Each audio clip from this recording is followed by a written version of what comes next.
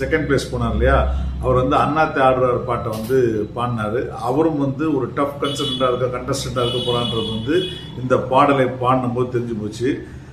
அந்த பாட்டு முடிஞ்சிச்சு. இதுக்கப்புறம் பார்த்தீங்கன்னா ஞாயிற்றுக்கிழமை அன்னைக்கு ஆரம்பிச்சாங்க. ஞாயிற்றுக்கிழமை அன்னைக்கு ஆரம்பித்த உடனே வந்து 1 to 1 வந்து பாடின உடனே பார்த்தீங்கன்னா எடுத்த உடனே வந்து இந்த லிஸ்ட்லேயே இல்லாத இனியா, அதாவது என்னன்னா மற்றவங்களுக்குலாம் 2 பேர் இருந்தாங்க, ஆனால் இனியாவுக்கு மட்டும் ஒன்றுத்தர் இல்லை. அதனால இனியா வந்து ஒரு சோலோ பர்ஃபார்மன்ஸ் கொடுத்துட்டாங்க. ஆனால் இனியா அதே போல் வந்து ரொம்ப அட்டகாசமான ஒரு பாட்டை செலக்ட் பண்ணாங்க. வந்து கற்பூர பொம்மை ஒன்று கை நீட்டும் தென்றல் என்று அந்த பாட்டை வந்து ரொம்ப அட்டகாசமாக பாடினாங்க. உண்மையாகவே அவங்க பாடினது வந்து அவங்களோட வாய்ஸுக்கும் அவங்க எடுத்துக்கிட்ட விஷயத்துக்கும் ரொம்ப நல்லா பாடினாங்க. ஆனால் அன்ஃபார்ச்சுனேட்லி அவங்க அவ்வளோ நல்லா ஃபீல் பண்ணி பாடும்போது அங்கங்கே பிச்சு விட்டுட்டாங்க, அங்கங்கே வந்து கொஞ்சம் மூச்சு விட்டுட்டாங்க, கொஞ்சம் சுதி கொஞ்சம் ஜஸ்ட் போய் தள்ளி போய் பிடிச்சாங்க.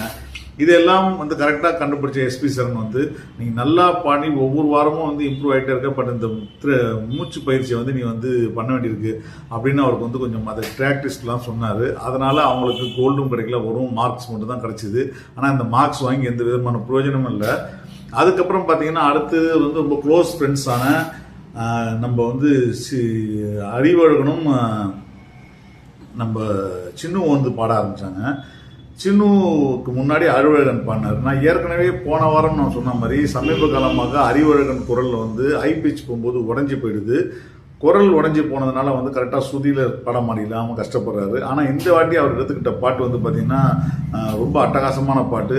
பறவையே எங்கு இருக்கிறாய், அந்த பாட்டை எடுத்துக்கிட்டாரு. ரொம்ப அட்டகாசமாக பாடினார். உண்மையாக சொல்லக்கூடாது, தோ அவருடைய குரல் அங்கங்கே உடைந்து போயிருந்தாலும் கூட இந்த பாட்டை வந்து ராஜா சாரே வந்து கொஞ்சம் குரல் உடைஞ்சு ஃபீலோட பாடியிருப்பாரு. அதனால இந்த பாட்டு ரொம்ப அழகாக செட் ஆச்சு. ஸோ அறிவழகன் ரொம்ப நல்லா பாடிட்டார்னு இருக்கும்போது சின்னு வந்து ஒரு அட்டகாசமான பாட்டை ஆரம்பிச்சாரு. அது ரெகுலரான பாட்டும் கிடையாது, அந்த பாட்டை வந்து கொஞ்சம் ஹை ரேஞ்சில் பாடக்கூடிய விஷயம். அது திருப்பாச்சி அருவால அந்த பாட்டை பாட ஆரம்பிச்சாரு. அட்டகாசமா பாடினார். உண்மையாக சும்மா சொல்லக்கூடாது.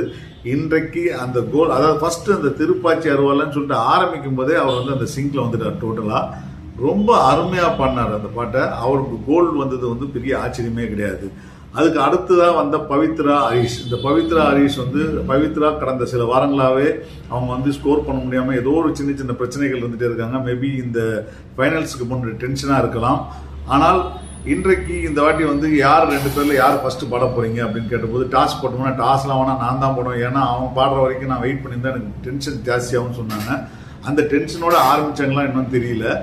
ஆனால் அவங்க பாடின பாட்டு வந்து ஸ்நேகிதனை பாட்டு சூப்பராக ஆரம்பிச்சாங்க, அட்டகாசமாக ஆரம்பிச்சாங்க அந்த பாட்டை.